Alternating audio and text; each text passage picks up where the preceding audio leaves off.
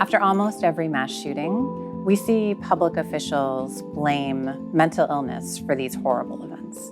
After the recent shooting in El Paso, for example, we heard President Trump link mental health and violence. Mental illness and hatred pulls the trigger, not the gun. And for the first time, we really got some pushback against that link. And this pushback is right. Violence and mental illness are not linked in any substantial or meaningful way.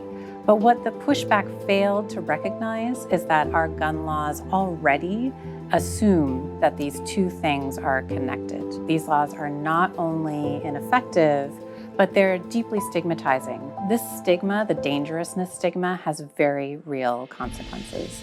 Individuals are far less likely to find housing because landlords won't rent to them. They're far less likely to have a job because employers won't hire them.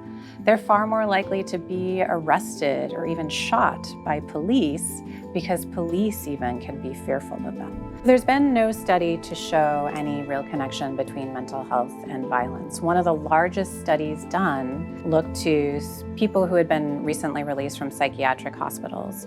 And what it found is that those individuals were no more violent than their neighbors.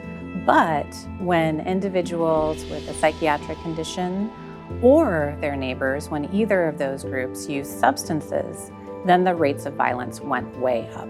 And what that tells us is that substance use is far more closely linked to violence than a mental health condition is. These, what I'm terming mental illness gun bans, seem good on their face to a public that has a conditioned fear of individuals with mental health conditions, but they are harmful in many different ways, and they really don't do anything to make us safer. In my view, these mental illness gun bans should be repealed and replaced with laws that more effectively target individuals who actually pose a risk of violence, like those with substance use problems or those who have a history of violence.